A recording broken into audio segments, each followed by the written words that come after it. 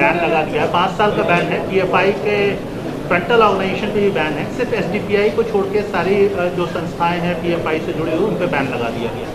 देखिए, मैं एक स्टेटमेंट अंग्रेजी में मैं पढ़ देता हूँ आपके सामने कि while I have always opposed PFI's extreme and radical approach, I have always supported democratic approach. This ban on PFI cannot be supported because actions of some individuals who commit crime does not mean that the organization itself must be banned.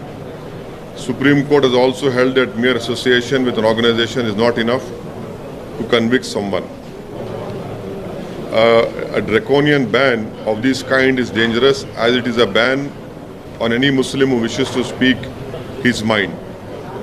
The way Indian electoral autarky is approaching fascism, every Muslim youth will now be arrested with a PFI pamphlet under India's black law UAPA. Muslims have spent decades in prison before being acquitted by courts. I have opposed UAPA and will always oppose all the action under UAPA. It runs afoul the principles of liberty, which is part of the basic structure of the Constitution. We should remember that Congress amended UAPA to make it stringent, and when BJP amended the law to make it even more draconian, and at that time the Congress supported it. This case will follow the timeline of Kapan, where any activist or journalist is randomly arrested and takes 2 years to even get bail. How come PFI is banned but organizations associated with convicts of Khaja Ajmeri bomb blast are not? Why has government not banned right-wing majoritarian organizations? This is my statement on this recent ban issue. Sir, mountain of evidence मिला है जिस प्रकार से union home ministry ने दो Reds किए हैं, तो जबरदस्त एविडेंस मिला है पीएफआई के खिलाफ। किस प्रकार से देश विरोधी गतिविधियां वो कर रहे थे, उसके चलते उनको बैन किया गया है। मेरा स्टेटमेंट जो मैं पढ़ा हूँ फिर से दोबारा पढ़ सकता हूँ आपके लिए हिंदी में। अरे लेकिन ये नहीं, आपके लिए मैं सिर्फ अपना स्टेटमेंट पढ़ूंगा। अगर आप चाहें तो हिंदी में पढ़ दूँ आपके लिए।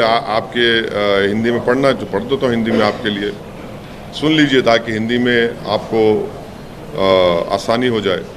नहीं सर, ये तो पूरा करके आपके जैसे होमवर्क करके किया गया था। हाँ जी, ज़रूर सही है। मैं आपकी काबिलियत पे भरोसा नहीं कर रहा हूँ, बट लेकिन आप अपोज क्यों कर रहे हैं? नहीं, वाइल सुनिए, सुन लीजिए ना। मैंने हमेशा पीएफआई की जो ये रेडिकल एक्सट्रीम अप्रोच है उसका हमेशा मैं अपोज किया हूँ और करता रहूँगा, चाहे कोई रेडिकल एक्सट्रीम अप्रोच अडॉप्ट करेगा। मगर ये बैन इसलिए हम सपोर्ट नहीं कर सकते क्योंकि चंद इंडिविजुअल अगर कोई क्राइम करते हैं उस बिना पर अगर आप ऑर्गेनाइजेशन को बैन करेंगे। सुप्रीम कोर्ट ने क्या कहा कि mere association with an organization is not enough to convict someone। ये जो ड्रैकोनियन बैन जो लगाया गया है ये मुस्तकबिल के लिए डेंजरस चीज़ है, क्योंकि आप ये कहना चाहेंगे कोई भी मुसलमान अपनी दिल में जो बात है, जहन में बात है, वो ना करे। और जिस तरीके से हमारी इलेक्ट्रल जमहूरियत चल रही है वो फाशिज़म के करीब जा चुकी है। तो कोई भी नौजवान मुसलमान अपनी बात को रखेगा तो आप एक पैम्फलेट निकाल देंगे पीएफआई का, और फिर वो जो काला कानून है यूएपीए का उसको इस्तेमाल करेंगे। और इस यूएपीए के कानून में कई मुसलमान बरसों जेल में रहते हैं, उसके बाद कोर्ट उनको बरी करता है। मैं हमेशा यूएपीए को अपोज किया हूँ और उसको अपोज करता रहूँगा, क्योंकि यूएपीए का कानून हमारे संविधान के प्रिंसिपल ऑफ लिबर्टी, जो हमारे संविधान के बेसिक स्ट्रक्चर का हिस्सा है, उसके खिलाफ जाता है। ये जो केस होगा, इस तरह जो केसेस मुस्तकबिल में बुक होंगे, नौजवान उसमें बुक होंगे, तो वो सेम सिद्दीक कप्पन की टाइमलाइन को फॉलो करेगा और उनको 2 साल 3 साल लगेंगे बेल मिलने के लिए। हमारा सरकार से पूछना ये है कि ख्वाजा अजमेरी रहमतुल्लाह अलैह की दरगाह पर जो बॉम्ब ब्लास्ट हुआ था, जिसमें मेरे कॉन्स्टिट्यूंसी का एक टोली चौकी हकीमपेट का रहने वाला उसकी मौत हुई थी, उसमें 2 लोगों को कन्विक्ट किया गया कोर्ट ने। वो कौन सी ऑर्गेनाइजेशन ताल्लुक उनका बताइए, कोर्ट का जजमेंट कह रहा है, और उस ऑर्गेनाइजेशन को तो आप बैन नहीं करेंगे। तो इसीलिए ये हमारा इस पर ये कहना है। अब मैं सवालात नहीं लूँगा, ये पार्टी का आप चाह रहे थे कि पार्टी का इसमें स्टैंड क्या है, ये आपके सामने में खुल के रखा हूँ।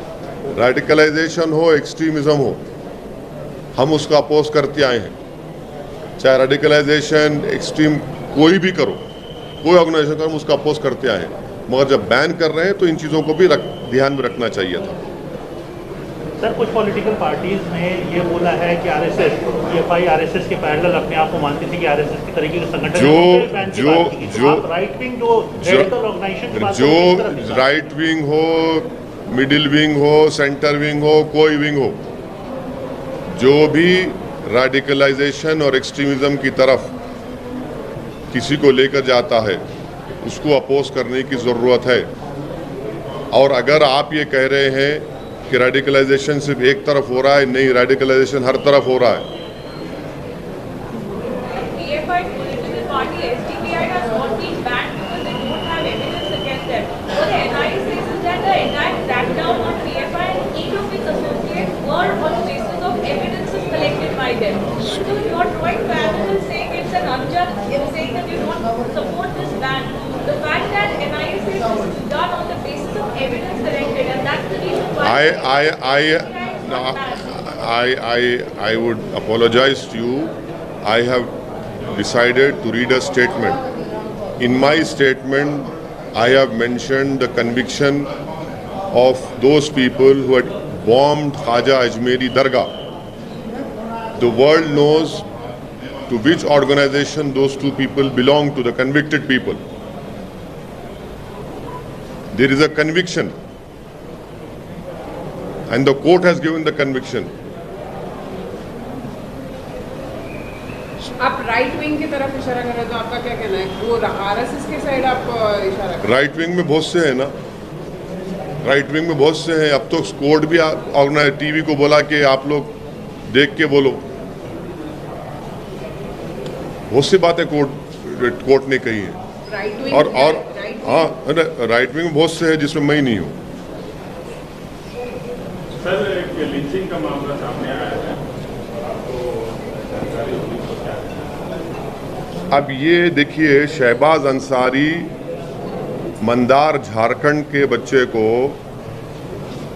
उसको लिंचिंग हो गई। अब ये रेडिकलाइज कौन कर रहा है इन लोगों को, ये बताइए ना। यही तो मेरा सवाल है, इनको रेडिकलाइज कौन कर रहा है कि वो शहबाज अंसारी, उसके ये जो जानकार हैं, ये लोग जो एलेज एक्यूज हैं, ये रेडिकलाइजेशन देश को बर्बाद कर रहा है।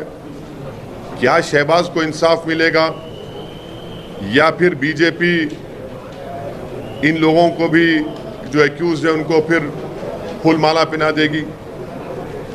तो झारखंड की सरकार की जिम्मेदारी है कि इस पर सख्त एक्शन ले, और वो पीड़ित परिवार से कोई मंत्री जाकर मिले, उनको यकीन दिलाए कि इनसे इंसाफ होगा और उनकी मदद करना। मगर ये रेडिकलाइजेशन नहीं है। शहबाज अंसारी की मौत, उसका कत्ल, लिंचिंग, ये रेडिकलाइजेशन है, एक्सट्रीमिज्म है। ये